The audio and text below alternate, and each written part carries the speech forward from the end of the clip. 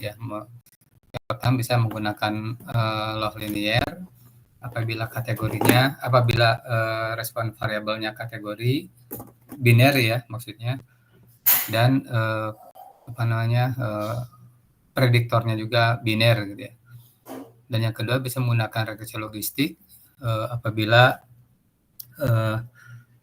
respon variabelnya biner atau mungkin lebih dari satu ya, multinomial, lebih dari dua, multinomial, dan variabel prediktornya bisa kontinu, bisa discrete.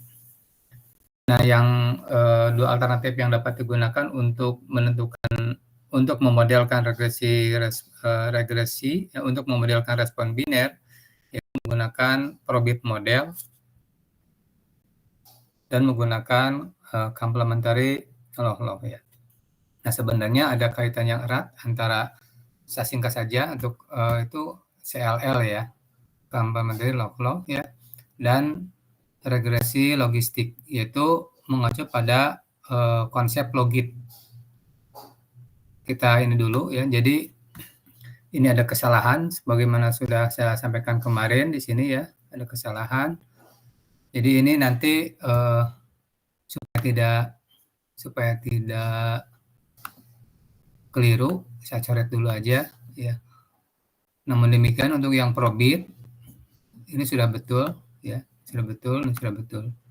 Nah, di sini ada kesalahannya, ada kekurangan tanda negatif. Nah, supaya kita jelas ketika ingin membandingkan dan menurunkan modelnya. Nah, di sini kurva dari ketiga model tersebut, yaitu probit, logit, dan log-log.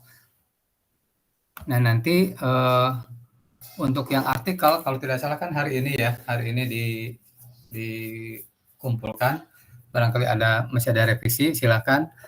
Dan nanti apabila ada yang mau membandingkan, bisa membandingkan. Jadi ini bisa dua artikel ya, atau tiga bahkan, logit dengan probit, kemudian probit dengan ini log-log, kemudian baru nanti ketiganya ya, Jadi lanjut, ini saya masuk ke yang di buku saja. Jadi ini model probit ya. Jadi model probit itu mengacu pada konsep distribusi kumulatif dari normal, ya. Dari CDF normal ya. Nah, probit dan complementary law model ini ada kaitannya. Ini sebagai alternatif untuk memodelkan regresi logistik. Jadi konsepnya seperti ini ya. Untuk respon biner nanti akan kita bahas probit dan complementary sebagai kelanjutan dari regresi logistik. Nah, yang kita inginkan adalah bagaimana mencari peluang apabila diberikan variabel X tertentu. Nah, menggunakan konsep probit itu seperti ini. Nah, nanti link function-nya seperti apa? Ya, yang penting kan dalam pemodelan itu ada link function-nya. Nah, kalau kita mempunyai Vx sama dengan V besar ini ya, alpha plus beta X, maka dari sini kita bisa cari V inverse-nya itu apa. Ya, V inverse, kemudian X, ya, Vx ya, Vx ya, Vx,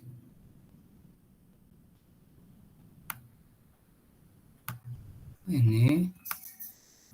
Nah, sama dengan, berarti ini yang menjadi link function-nya. Alpha ditambah beta X. Nah, seperti ini. Jadi link function-nya adalah inverse dari CDF. Sehingga nanti akan membentuk linearitas dari semua peluang. Nah, pertanyaannya adalah bagaimana mengestimasi parameter alfa dan beta, itu menjadi pertanyaan.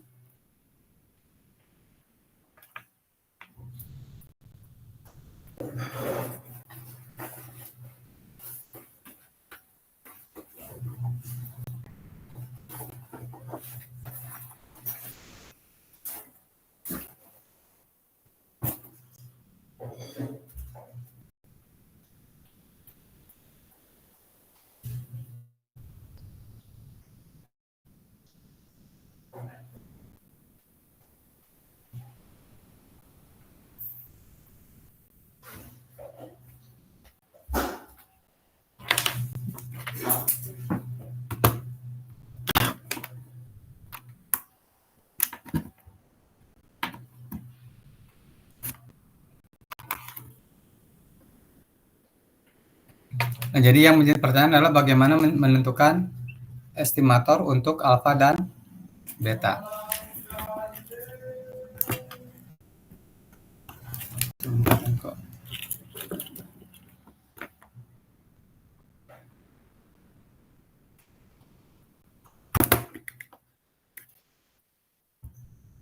Nah, di sini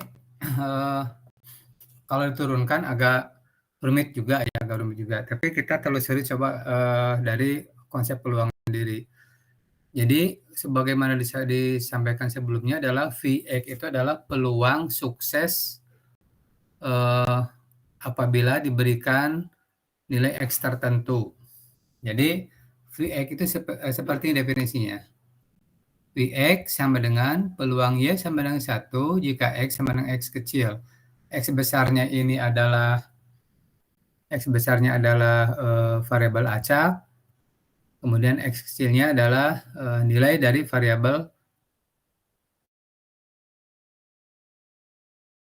Ini konsep suksesnya bergantung pada apa yang akan diteliti. Dalam kaitannya dengan pengaruh obat, ya pengaruh obat berarti dikatakan sukses apabila dia sembuh. Ya, apabila nanti yang dikajinya adalah misalkan efek samping, ya, efek samping dari obat, berarti nanti yang dikatakan sukses adalah efek negatifnya. Nah, seperti itu ya. Jadi dalam menentukan sukses itu bergantung pada topik yang sedang dikaji. Nah, di sini misalkan X adalah level dari dosis, ya. Kemudian dipilih subjek dan Y, ya, Y sama dengan 1 apabila subjek yang dimaksud adalah dash ini ya. Nah, ini kan konsepnya negatif ya. Nah, berarti nanti suksesnya itu adalah apabila mati ini subjeknya ya. Nah, jadi peluang suksesnya sama dengan Y sama dengan 1 ekuivalen dengan T kurang dari sama dengan X. Ya. Seperti ini ya. Nah, jadi kita masuk kepada CDF. Ya, dia peluang T sama dengan peluang ya. Peluang dalam kurung T kurang dari sama dengan ini, ya. Itu sama dengan CDF-nya. Sama CDF-nya. Ya. Baru nanti masuk ke peluang Vx yang dimaksud, yaitu peluang sukses ini. Peluang sukses ini, karena Y sama dengan 1 ekuivalen dengan T kurang dari sama dengan X, ya, T kurang dari sama dengan X, maka si Vx ini sama dengan peluang sukses yang tadi yang dimaksud, sama dengan peluang T kurang dari sama dengan X, sama dengan Fx.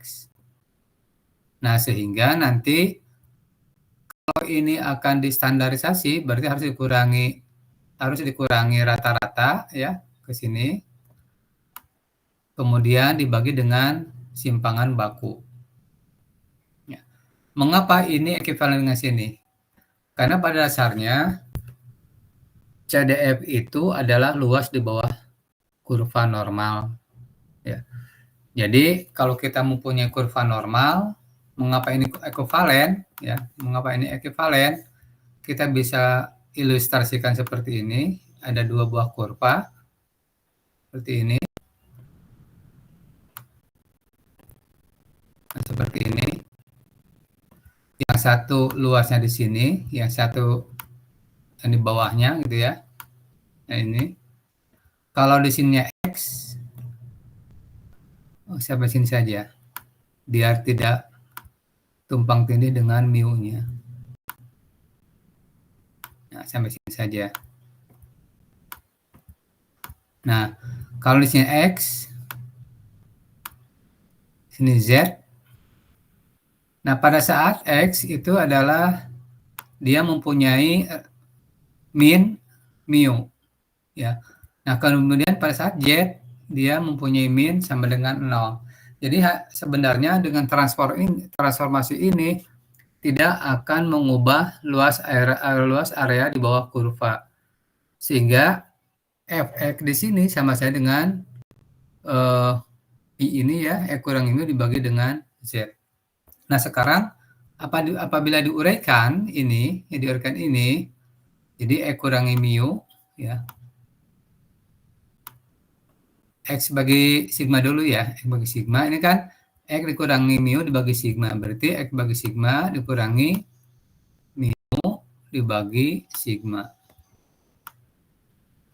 Nah, yang mempunyai variabel di sini ada sigma, di sini beta, berarti beta sama dengan 1 per sigma, kemudian di sini alfa, kemudian di sini negatif mu per sigma, berarti alfanya sama dengan negatif mu per sigma. Nah, seperti ini ya. Nah, sekarang bagaimana cara melinearkannya? Tadi ya, cara melinearkannya dengan menginverskan fungsi CDF normal baku ini. Jadi diinverskan. Sehingga nanti diperoleh alfa tambah beta X. Nah, ini berlaku untuk variabel X-nya 1, 2, 3, dan seterusnya. Jadi ini link fungsinya adalah inverse CDF. Kalau link function untuk regresi logistik adalah logit atau log sukses dibagi dengan gagal. Nah, sekarang nanti kita bahas complementary log. Sekarang probit dulu ya, probit. Tadi kan sudah kita bahas ya, bahwa munculnya B alpha plus beta X dari sini, di mana alfanya adalah negatif mu per sigma, kemudian betanya adalah 1 per sigma. Bisa dijabarkan seperti ini. Lalu dalam bentuk JLM, Generalized Linear Model, jadi model linear yang diperumum ya, model yang diperumum. Jadi sebenarnya model linear yang diperumum ada model-model yang tidak linear, tapi bisa ditransformasi menjadi linear. Nah, transformasinya apa? Nah, bergantung pada keterkaitan awal, ya, keterkaitan awal, sehingga dapat dilinearkan menjadi seperti ini. Nah, dalam konsep linear model ini disebut dengan eta gitu ya. Nah, eta seperti ini. Nah, inilah yang disebut dengan model probit. Ya, inilah yang disebut dengan model probit. Nah, berarti kalau begitu nilai ini, nilai sigma apa namanya P inverse ini tentu boleh negatif ya, boleh positif ya. Tapi kalau peluangnya sendiri tidak boleh negatif dan tidak boleh lebih dari 1. Sementara ininya ya boleh negatif, boleh 0, boleh positif. Ya. Nah, kalau dalam kurva norma baku ini kan negatif sekian gitu ya, negatif tak hingga.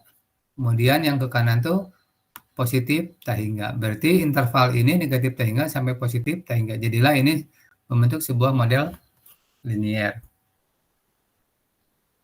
Nah, ini yang disebut dengan link function. Karena dapat melinearkan yang asalnya tidak linear seperti ini. Maka link function adalah infus. Nah, sekarang kita lihat untuk ini teori dasarnya ya, teori dasarnya. Kita lihat bagaimana untuk menentukan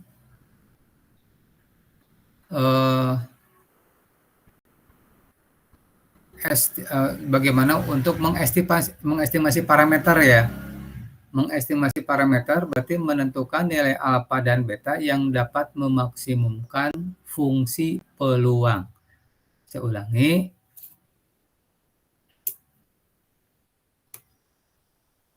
Estimasi parameter ya, yang digunakan untuk model probit ya, ada yang menggunakan maksimum likelihood, yaitu bagaimana menentukan alfa dan beta yang dapat memaksimumkan fungsi peluang ini ya. Nah, seperti ini ya, apa namanya, konsepnya lah. Nanti ya khusus untuk bab ini saya coba untuk print ini aja, nanti saya kirimkan untuk dipelajari ya. Oke, sekarang masuk ke model complementary log-log. Jadi saya ringkas saja ya. Nah, ini complementary log-log.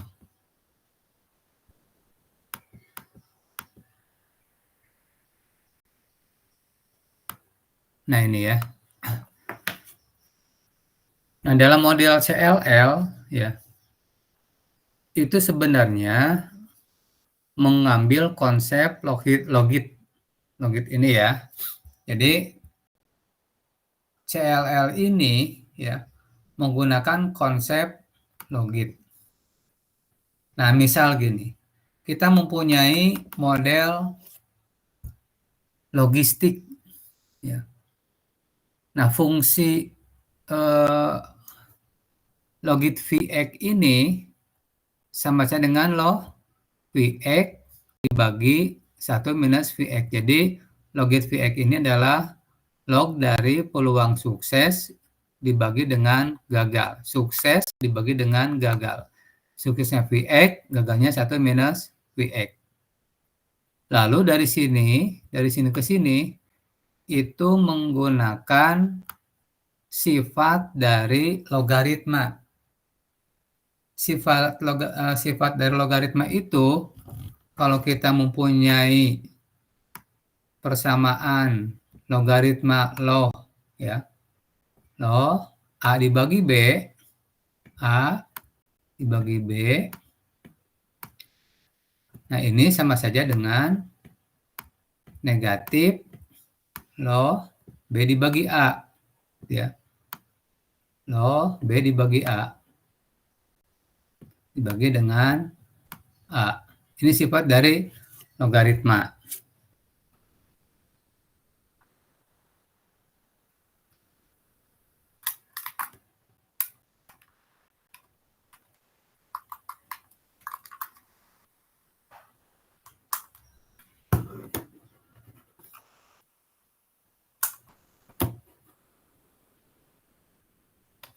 Oke, sehingga dari sini logit Vx sama dengan log Vx per 1 minus Vx itu bisa diubah menjadi negatif log 1 minus Vx dibagi Vx.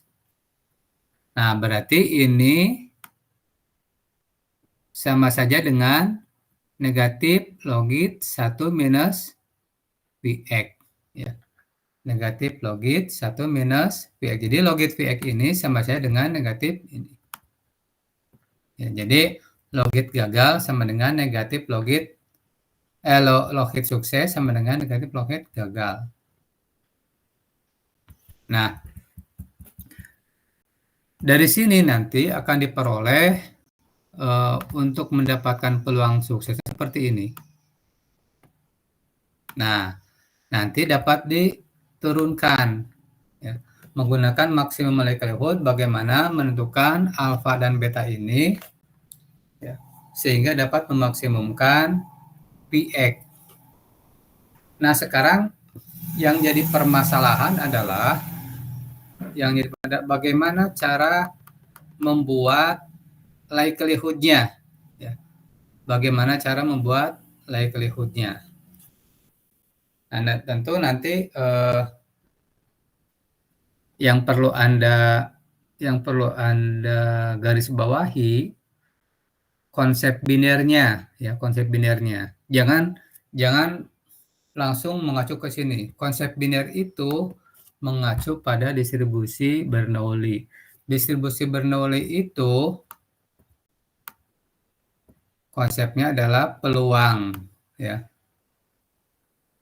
Sukses pangkat Y 1 minus P, gitu ya. 1 minus P pangkat 1 minus Y, gitu ya. Bernoulli. Baru dari sini nanti diturunkan ke dalam fungsi peluang binomial, ya. Fungsi peluang binomial. Jadi ada kombinasi di sini, ya, misalkan nx, ya, nx, ny, ya, ny, kombinasi ini, kemudian baru di sininya n kurang. Nah, nanti V ini hubungannya apa? V ini menggantikan posisi P, ya, menggantikan posisi P. Ini kan peluang. Kalau di sini peluang juga, ya, tetapi sudah ada campur tangan dari variabel prediktor X. Kalau ini peluang murni tanpa ada prediktor atau exposure atau variabel independen. Kalau di sini peluang sukses ketika diberikan variabel independen X. Nah, jadi tinggal mengganti P dengan Vx ini, ya. Kalau ini si log-log, kemudian kalau probit P yang tadi diganti oleh ini. Nah, oleh ini, ya, oleh ini. Kemudian kalau yang logistik, Vx-nya sama dengan eksponen pangkat alfa plus beta X dibagi 1 tambah alfa plus eksponen E pangkat beta X, seperti itu, ya. Nah, ini dari mana, ya? Ini dari hasil penurunan ini, ya. Nah, kemudian nanti bagaimana melinearkannya, ya, dengan menggunakan ini, ya. Ini kan Vx sama dengan 1 dikurangi eksponen dalam kurung negatif eksponen alfa plus beta X. Berarti yang perlu pertama kali dilakukan adalah apa untuk mendapatkan ini? Pasti fungsi-fungsi inverse dari eksponen. Ya, fungsi inverse dari eksponen berarti loh, ya. Pertama caranya bagaimana? Berarti ini pindah ke kanan. Ini pindah ke kanan dulu. Berarti eksponen negatif eksponen alfa plus beta X sama dengan 1 dikurangi Vx. Nah, kemudian dilogkan, gitu ya. Terus, ya, sehingga diperoleh linearitas dari fungsi ini. Nah, berarti sekarang apa link fungsinya? Link fungsinya berarti si LL ini, ya. Namanya complementary log atau link fungsi penghubung dari peluang dan linearitasnya ini, ya. Disebut dengan complementary log. Seperti itu. Nah, jadi saya ulangi lagi. Untuk mendapatkan estimator dari alfa dan beta, baik itu menggunakan logistik, kemudian probit, ataupun CLL, itu acuannya adalah distribusi binomial. Distribusi binomial. Yang awalnya distribusi binomial itu diturunkan dari distribusi Bernoulli. Jadi konsep sukses dan gagalnya yang perlu dicermati. Nah, bagaimana menurunkan likelihood function-nya? yaitu menggunakan yang ini, ya, yang dasarnya ini, P ini diganti dengan V. Baru nanti diturunkan terhadap alfa, ya, kemudian disama dengan nolkan, dan diturunkan terhadap beta, lalu disama dengan nolkan.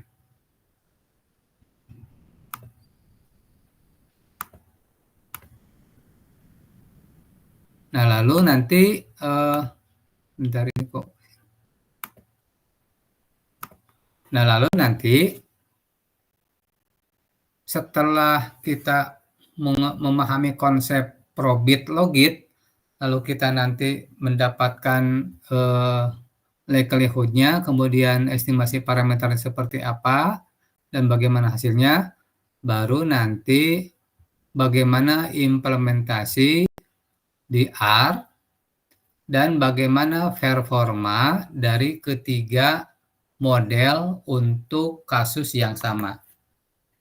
Nah, perlu Anda ketahui bahwa ketika Anda ingin membandingkan sebuah model, membandingkan beberapa model, pastikan dulu bahwa model-model yang akan dibandingkan itu relevan dengan atau cocok dengan data yang kita punya.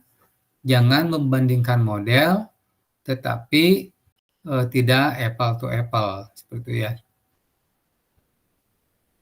Nah,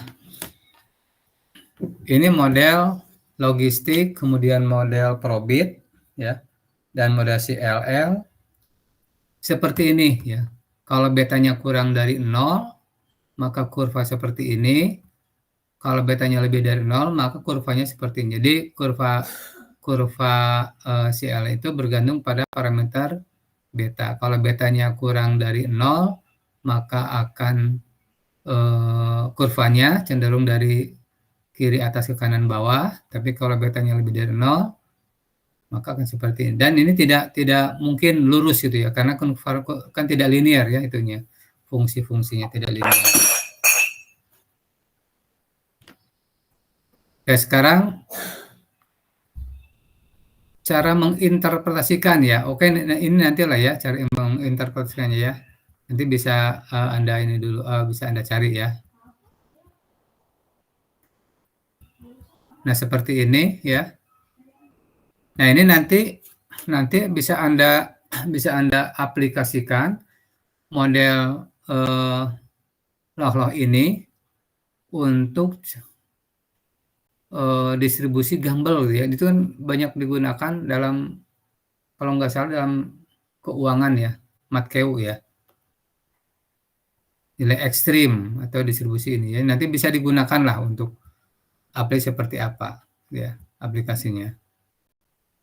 Nah, saya hanya membahas konsep modelnya dulu, kemudian bagaimana cara mengestimasi parameter, kemudian bagaimana cara untuk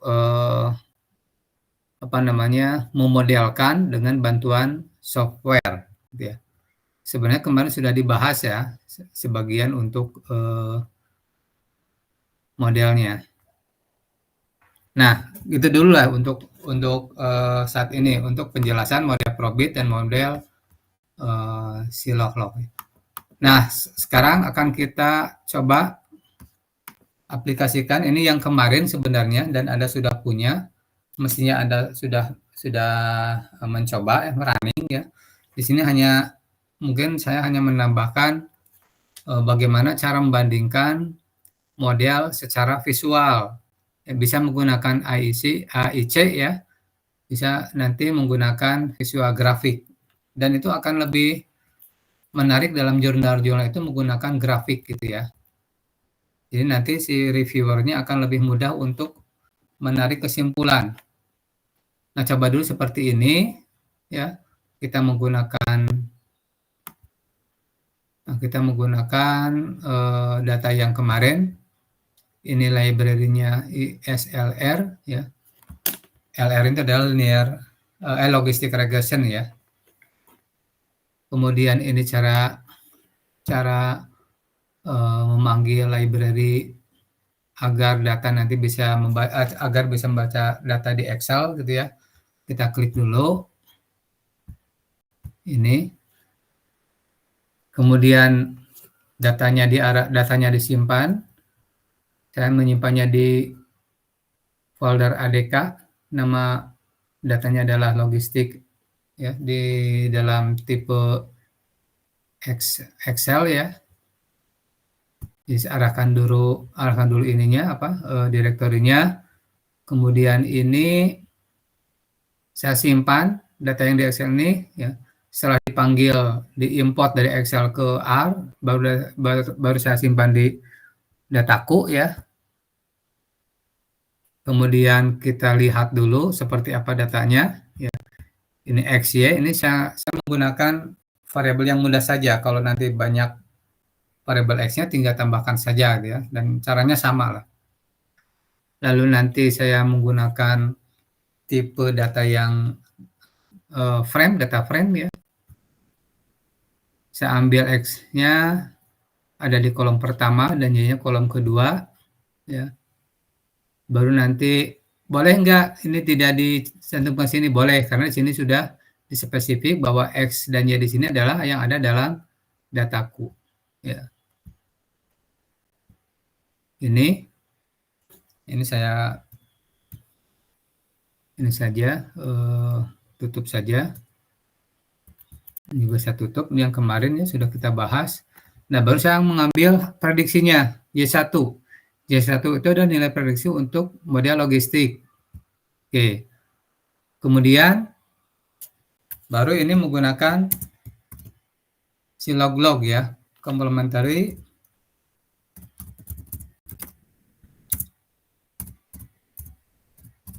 ini. Complementary.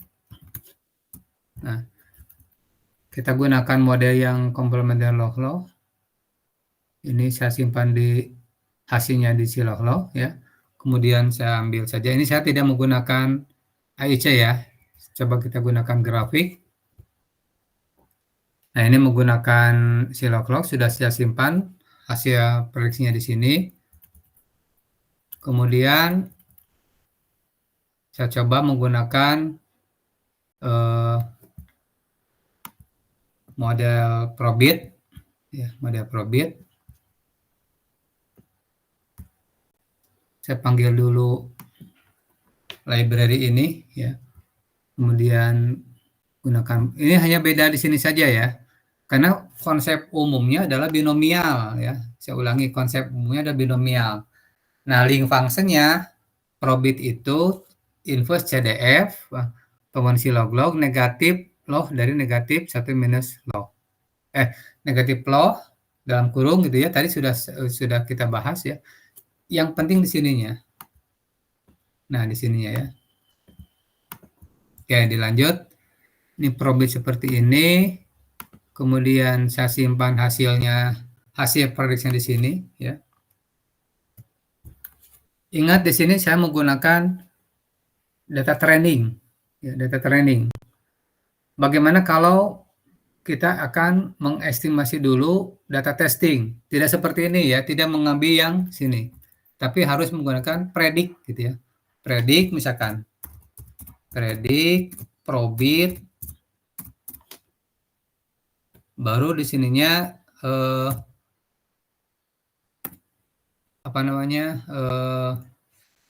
data frame apa gitu ya, yang di data testing, seperti itu caranya ya. Kalau yang saya gunakan di sini datanya data training ya. Data training yang dimaksud adalah data yang sebelumnya sudah digunakan untuk membentuk model. Ya. Jadi kalau dalam pembelajaran itu ketika ingin menguji seorang mahasiswa atau seorang siswa, tentunya kan tidak menggunakan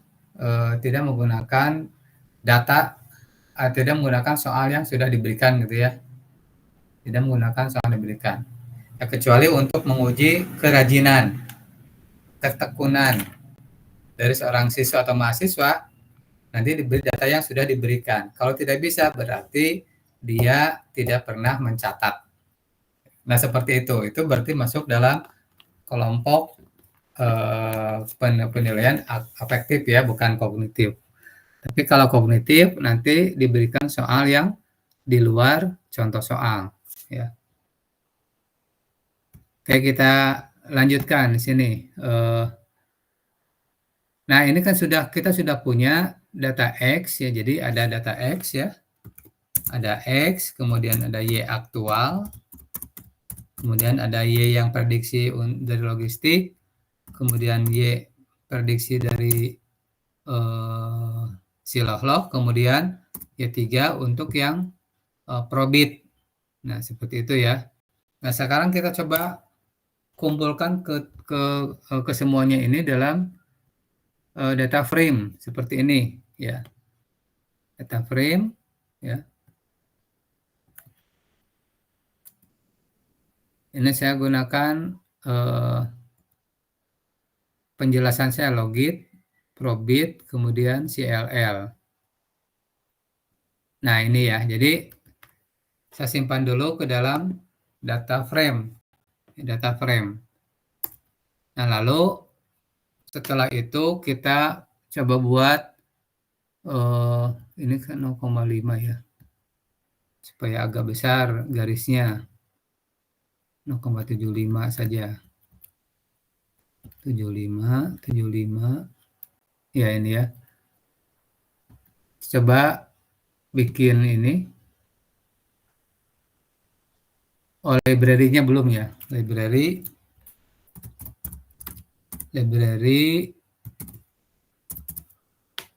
ggplot 2.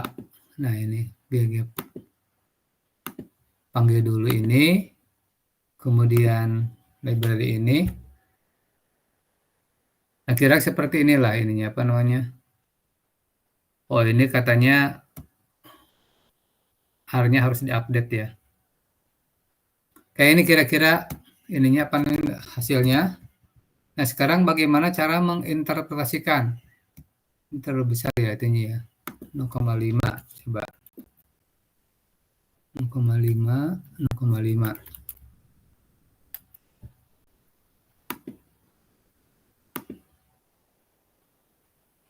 Nah, ini sudah agak kecil. Nah, seperti ini. Nah, bagaimana kita bisa menyimpulkan mana yang lebih tepat gitu ya dari sini. Minta titiknya dulu di ini ini 1, ini aja.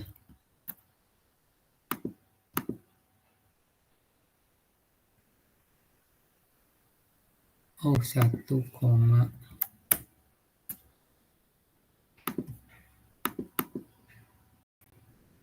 ya biar kelihatan titiknya.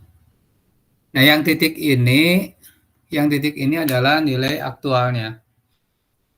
Yang titik ini nilai aktualnya, kemudian garis ini nilai prediksinya. Nah, mengapa yang aktualnya tidak dibuat garis? Ya, tidak dibuat lain. Karena variabel Bernoulli itu kan aktualnya hanya 0 dan 1. Ya, aktualnya hanya 0 dan 1. Sehingga tidak mungkin di sini ada garis ya, tidak garis. Jadi kita buat titik saja. 1, 1, 1, 1 dan seterusnya. Nah, kalau yang ini, yang prediksi itu kan peluang. Peluang itu bernilai antara 0 sampai dengan 1 ya. Ini kan nilainya 1 ya. Ini 1. Nah, sekarang pertanyaannya, kalau grafik seperti ini, kira-kira betanya negatif atau positif? Itu pertanyaannya, silakan dijawab. Barangkali ada yang masih join, silakan. Kalau kurva seperti ini, betanya bagaimana? Positif atau negatif?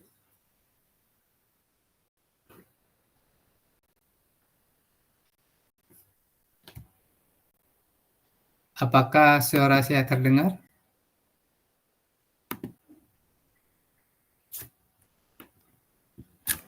Bentar, barangkali ini. Ya, apakah suara saya terdengar?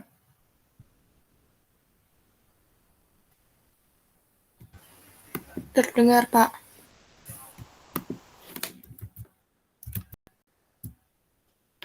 Jadi ini. Oh iya, udah.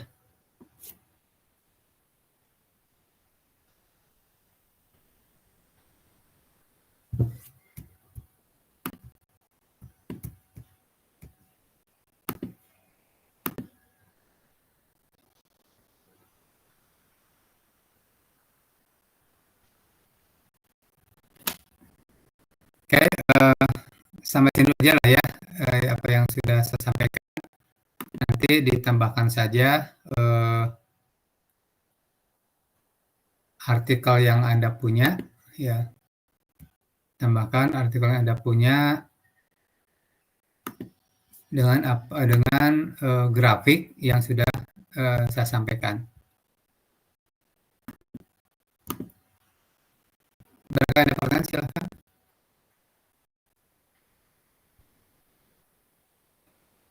Kita akhiri saja ya. Terima kasih. Assalamualaikum warahmatullahi wabarakatuh. Gimana Mbak Salia?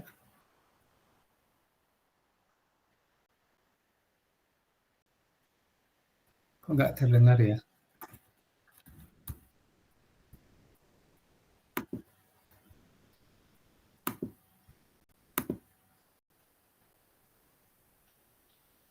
Gimana Mbak Salia, ada ini nggak?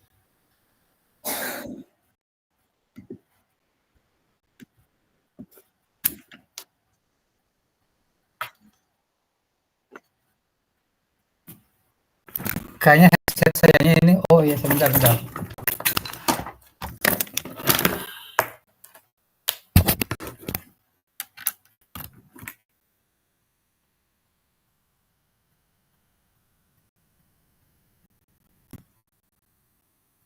Oke silakan Mbak Salia.